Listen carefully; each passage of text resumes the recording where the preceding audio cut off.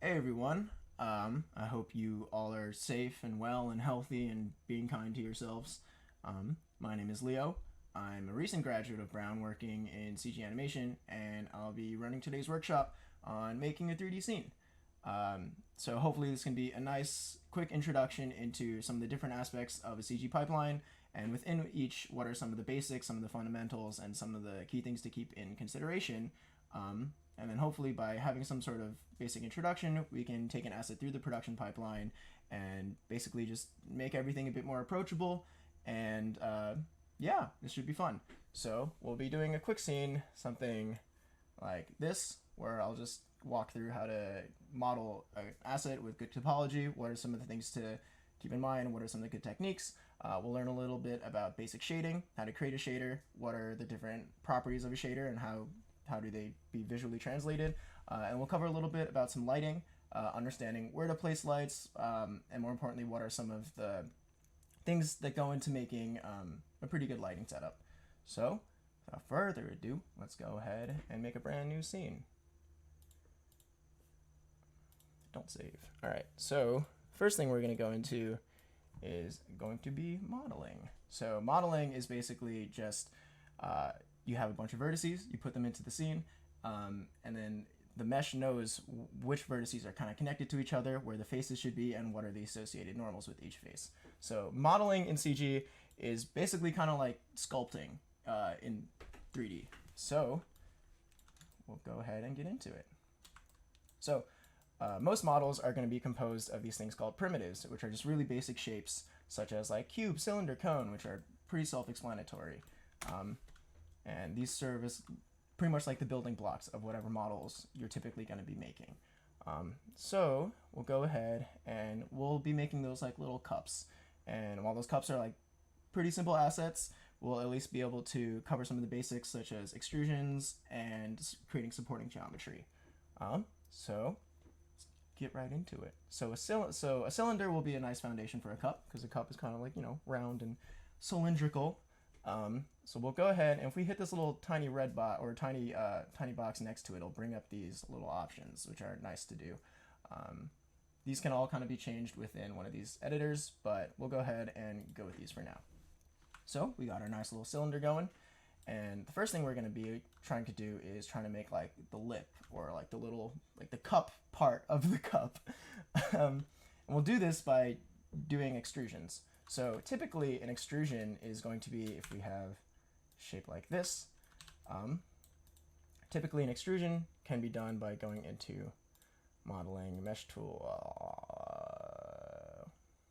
I use the shortcut for this, I don't really know where it is too much. This is awkward.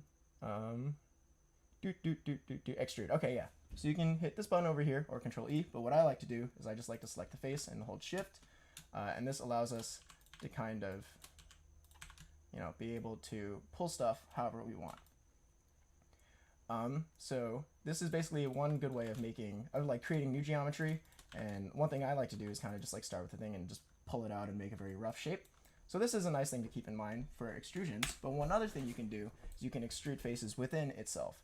So if we have that cube again, what we can do is take these and extrude in like this, and this will create some extra geometry for us to kind of build off of, which is nice. This is what we kind of want to do. So what we'll do here is, also, by the way, this wheel is just to, choose different ways of selecting, different parts of the mesh that you want to manipulate. So we'll go ahead and just work with the face for now, and we'll hold tab to select all of these, and what we'll do is we want to pull these in so we can create the lip, and then we can, instead of extruding up, we can extrude this down. So we'll hit 4 to go into wireframe, just to see what's going on, and we'll hit 5 to go back to it. We'll actually get rid of this grid for now, just to kind of have everything a bit more clear. And cool, now we have a very basic, rough cup shape. But this isn't exactly what we want. So one thing to keep in consideration for creating a model is that there are two types of previews, and two types of ways that a mesh kind of gets interpreted by the render or by the software that you're going to be using. So those are going to be your smooth shaded or your rough shaded, or your smooth model preview or your rough model preview. So right now this is in rough. And what happens, and so to go to smooth, we're going to hit 3. And when we hit 3, we see that the mesh kind of gets like smoothed out a little bit, but it's still a little clunky. We're getting like these weird kind of like pinching things down here, and the mesh kind of collapses on itself a little bit here. And that's because we don't have enough supporting geometry. So this will make a bit more sense if I do it like this. So if we pull up this cube right here, we'll see that right now it's, you know, a cube in rough. But when we go in smooth, it's going to become like this weird kind of like ball thing. But so the way this works is that when a model is smoothed, it's interpolated across the vertex points. So for instance, if we had this vertex right here, it's going to be smoothed along this point, and this point to create this one, and then also along here. This might make more sense with edges actually. So if we have this edge right here, and we want to, it's not going to be straight because it's going to be interpolated across this edge, and this edge. So when we hit 3, you see how it like kind of smooths out based on that. So this is pretty important for when you want to sculpt something a bit more organic, but if we want something to have like a stronger edge, we need to add supporting geometry. So what we're going to do is we're going to add these things called edge loops. So we can go into mesh tools and insert edge loop. And an edge loop is basically going to be kind of what it sounds like. It's going to be a loop of edges along the geometry that you specify. And if we go ahead and we add an edge loop, say around here or so, we'll see that this edge is no longer going to be interpolated across this edge and create this like big smooth. It's actually going to be between this edge, and this edge. So this time when we hit 3, we see that this edge is straighter and more specified. And this is kind of what we want. So if we went ahead and added more geometry to the other parts of the cube, then there's a faster way of doing this, but we see that it kind of holds its shape a lot better. So this is kind of what we want to be going for. And one important thing to keep in mind for just like good CG is that no real life object has like a super straight edge. Like even if it's like a straight edge, it's not going to be completely straight. And I feel like when you have, you know, CG models that have these kind of like rough aliased models, that's when it really looks like CG. So having good supporting geometry to have it be smooth is an important part of making like production ready assets, or at least for like say like feature film. It kind of depends on whether or not, you know, your model complexity and the amount of topology that you have is kind of determined based on like sort of things you're trying to do. Like for instance, if you're running in like a game engine, you might try to keep your topology a bit lower, but that's something else to get into. So anyway, that's a little bit on supporting geometry. So what we want to do here is we want to create that same lip. So we'll go back, we'll add our edge loops, and we'll add one, like say like right up there and right up here. So now when we see it, this is more kind of like the cup edge that we want. But we still see that here is getting a little messed up. So what we'll do is we'll add we'll add some more geometry just to be able to have a bit more space to play with the shape. So now that we're here, what we can do is we can select these edges and scale them in. Whoop.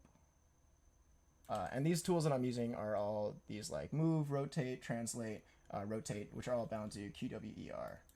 So we'll go ahead and mess with the shape a bit more. We see that this geometry is kind of clipping through, so we'll just pull it up a bit.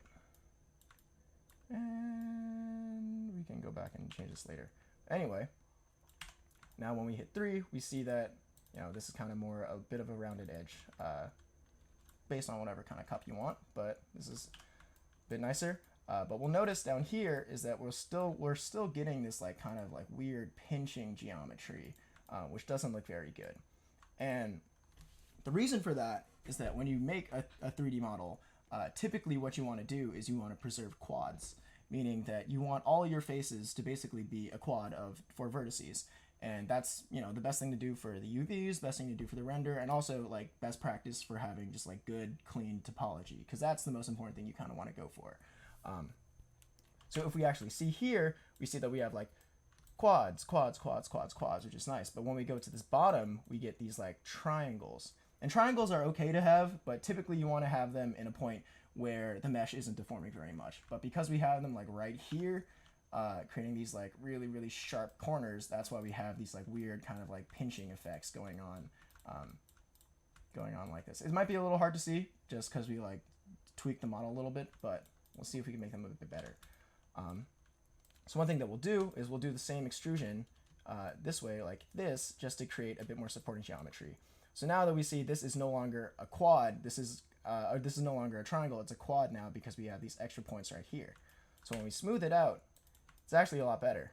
And one thing that we can do to really make it, correct is we still have these like multiple points coming out of this single one right here, and these are all triangles. So what we can do is we can just select all these edges, delete them, and now we have these nice four-sided shapes down here. And when we smooth it, we see that we have no more weird pinching stuff. So we'll go ahead and we'll do the same thing on the inside. So do this, extrude to bring in supporting geometry, and then we'll make sure that we maintain quads.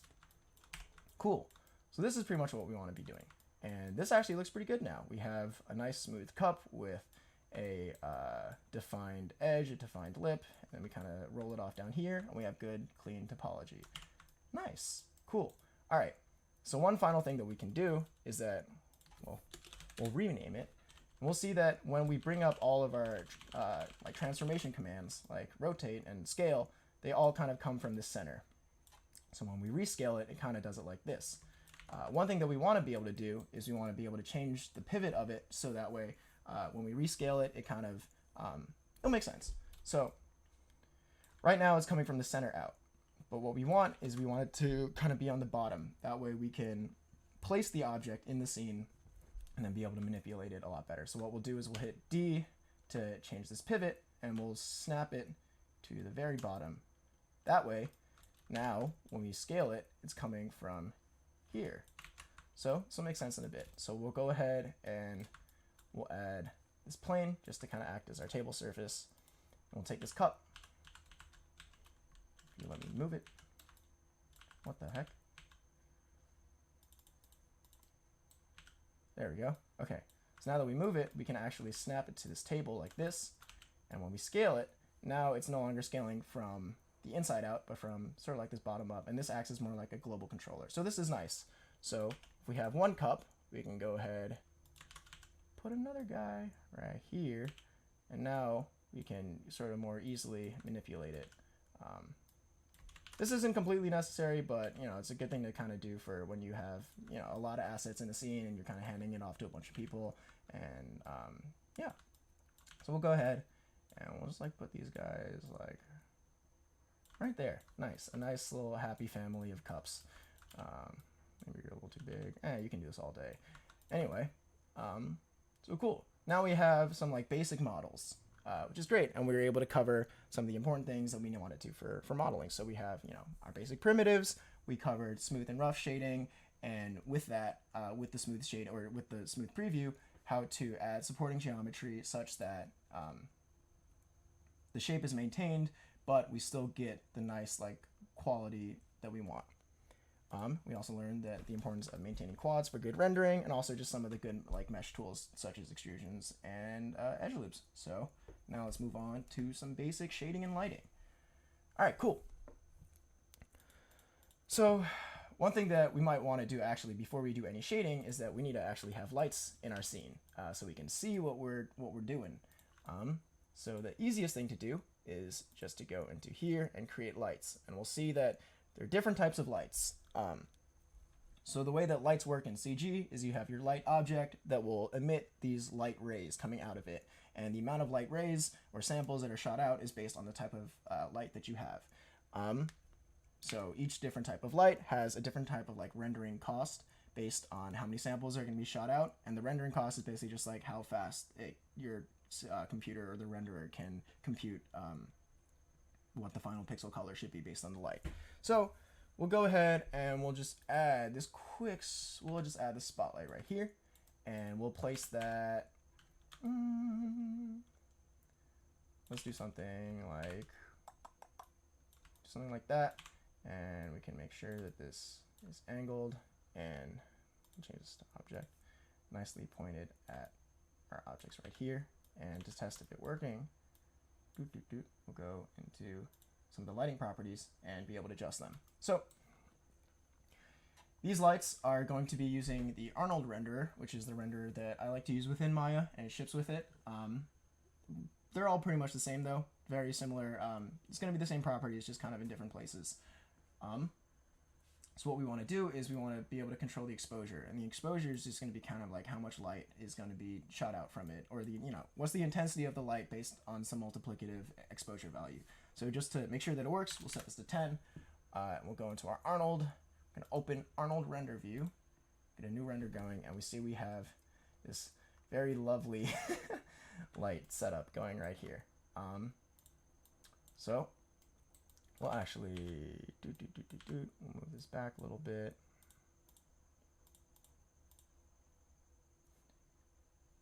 Cool. So we'll go ahead and, so this is basically going to be our main key light. So it's going to be the main light that's going to be lighting our scene, lighting the hero objects, and going to be the main focus point. So what we want to do is add some more lights just to sort of fill out the rest of the space. So what we're going to do is we're going to take these and we can just kind of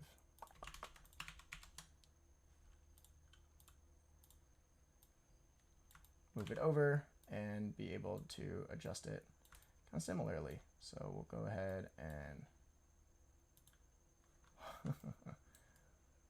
do something like that. So we see that we have a lot of this overlap based on where these lights are kind of meeting. We kind of want to be able to fine tune this a bit more.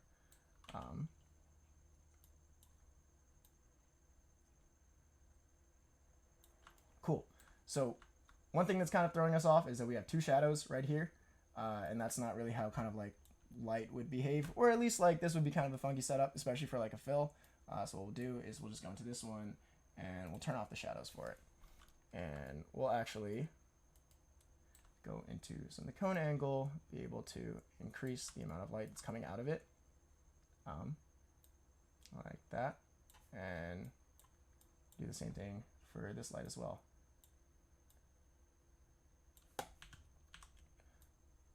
So the cone angle is actually pretty important because that will specify how much light is, how many rays are being shot out from that single point, and then those have some big factors onto how your lighting actually is affected. So once we kind of zoom in, other things that we can mess with are the drop off. So adding some more shape to how your lighting is contoured, which is always nice. Again, this is a very, very quick introduction to lighting. And every single aspect of the pipeline, lighting is a very detailed discipline in and of itself, and there's a lot of specific things that go into it besides what I'll be doing right here. But nice. This is slowly getting to what we kind of want. One thing that we'll notice though is that these shadows along here are pretty jagged, and they're pretty straight edged. And the reason for this is because you have, in a typical spotlight, it's just a single point of light with rays coming out of it, but it's always going to be from that single point. So because of that, you're going to have a very kind of straight edge because of this. So what we can do is we can actually increase the radius of the light a little bit, and this will smooth out. Oops, did I have the right light selected? Other one. This will smooth out. Oh, wrong one. Oh, yeah. Okay. If we go into radius, it will smooth out the shadow quality, as we can see here. So basically what's happening now is instead of having one point shoot off one light, we're having, instead of it being one point, we're kind of having it be have a shape or have a radius to it, and that way multiple lights are being shot out of it. This is going to increase the render time a little bit just because you have more samples, but it does look a lot better for the shadow quality that you want. So it's really up to you, but just keep in mind how much your actual light size and your light distance affects your shadow quality. Just something to keep in mind.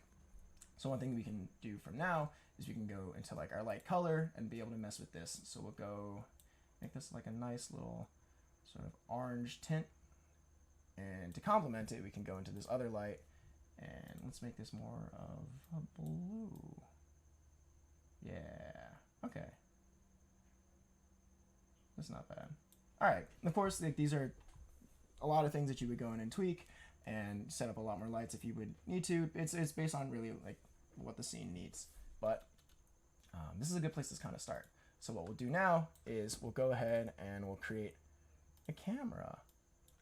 So cameras are really nice in CG because, or my favorite thing about cameras in CG is that they're not typically restricted to a lot of like the physical requirements and equipment of like as like a real life camera would. Like for instance, you know, if you have camera, you're kind of restricted to what your focal length is, what your aperture is, and if you want to make those better, you have to buy new lenses, which is always expensive, and it's a lot to kind of keep track of, and you're kind of like physically restricted to whatever you kind of have in your disposal.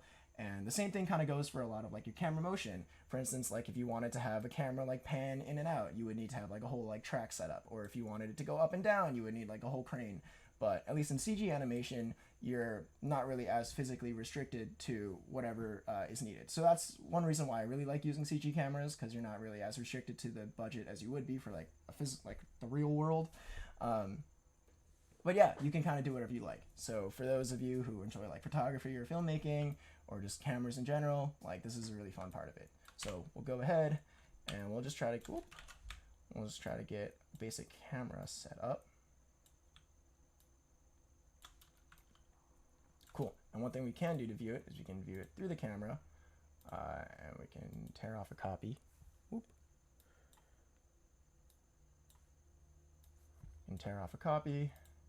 That way we can sort of see what the camera's actually doing. So we can go into here, adjust it a little bit, and we can actually go into our camera settings and adjust like the focal length and all the focal length, aperture, everything you would kind of want in a camera. So we'll go with like 40 because the 40 lens is pretty nice, and we'll just get like try to get a halfway decent composition.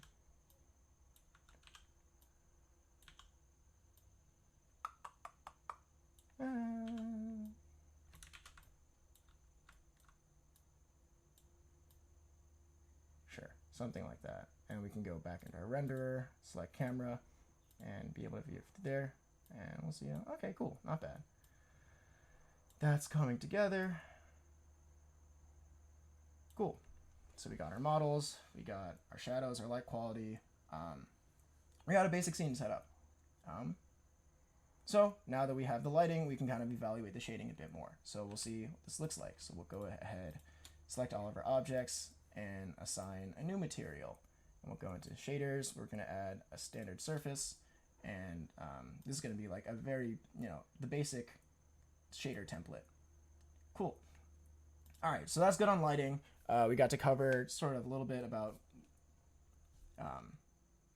the different types of lights, how these lights work, and what are some of the properties that we can manipulate to get more like art-directed lighting, or lighting that we want.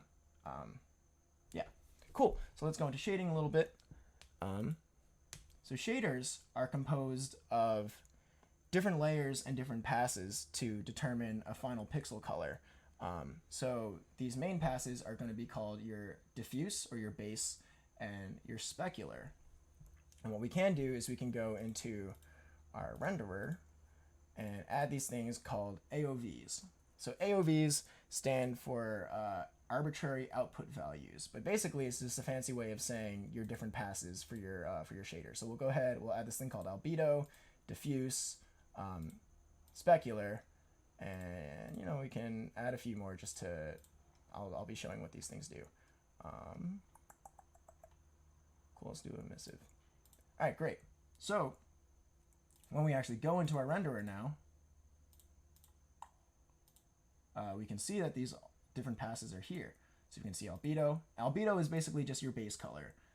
And then diffuse is going to be how the light actually hits the object and affects it, and what is going to be the color value of the object for the light that's hitting it.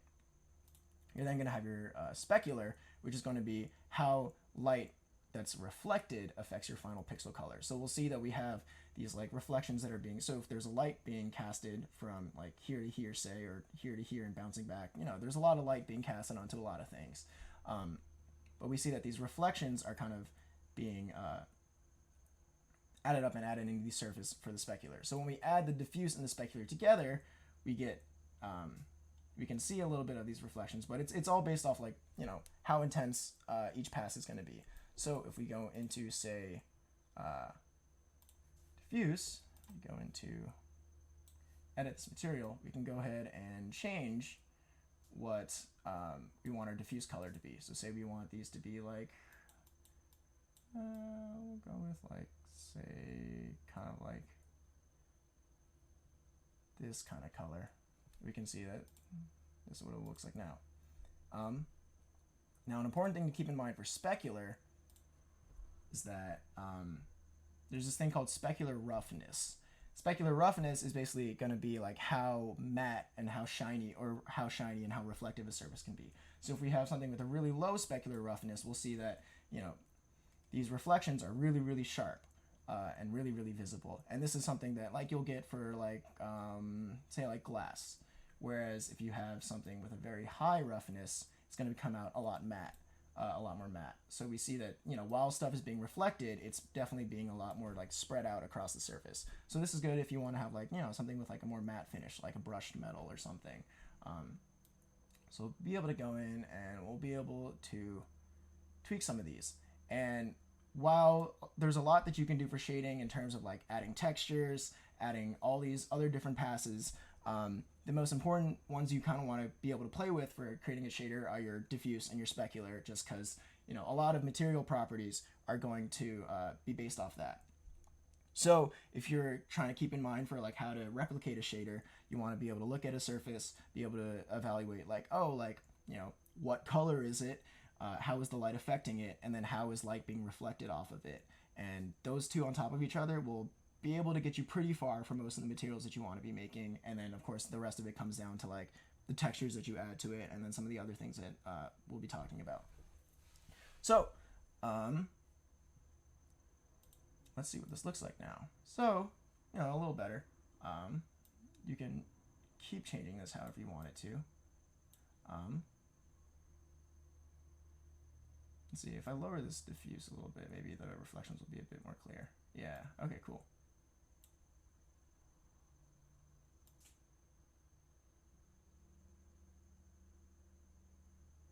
All right, anyway, sorry, I got a little caught up in that. So, one thing that Arnold has are these kind of like presets. I don't really use these presets too much, but they're a good way of kind of like playing around and getting an idea for, you know, what are some different types of materials and what are some of the different things that go into it. So for instance, if we wanted to go with a like, I mean, okay, so there's like the glass shader, for instance, but the glass shader is going to be composed of, you know, having this transmissive layer. You know what? Okay, I'll just try to go through some of these extra layers and then it'll make a bit more sense. So transmissive is going to be how much light goes through the object. So if you have something with high transmission, light just goes pretty much directly through it. So if you wanted to create something like glass, you would have something with a high transmissive value. And then from here, you can adjust like what is, how does light interact within the material, within the actual transmissive material, or you can even like add some more of this like extra roughness, sort of how you would with your specular. This is kind of how we would, like if we want to make little glass cups, we would have it like this. So that's transmissive. I'll skip subsurface for now. We have coat, which is going to be like an extra kind of like shiny glossing material on top of it. This is something that I like to do for like, say, like if I have like a TV screen and I want to put like a material on a TV screen, but I kind of want it to still be glassy, I'll put like a coat on it and you can still see it. And, you know, all these kind of reflective things also have the same roughness attributes to them. I won't go too much into what these other ones do, but you can look them up in the documentation. They're really well documented. So that's coat. Sheen is sort of if you want to have like a nice like velvety surface, like the way that light kind of reflects when it hits velvet. It's like yeah, very like diffuse, very like soft, but you know, still very reflective at the same time. So this is something like that. A bit more specific, good for like, you know, cloth, hair, etc. And then we have emissive shaders, which basically will just emit light. So emissive shaders are nice because they're technically less expensive than lights. So one thing, you know, say if you wanted it to be really correct, you would create a mesh light where you would just input the mesh and have that shoot out light samples, but that's pretty expensive. So emissive is like a pretty good way of just adding, like, you know, if you need to have like, say like a bunch of light bulbs kind of like strung up and you want them to be like emitting light, this is a good way of kind of doing it. And the last thing I'll cover is like subsurface. So if we actually go into some of the presets, we go into ceramic, we'll see that it adds a bit of a subsurface value. So subsurface is pretty interesting, where it's basically how does light interact within an object, and this is really something that's really noticeable for like pretty organic materials.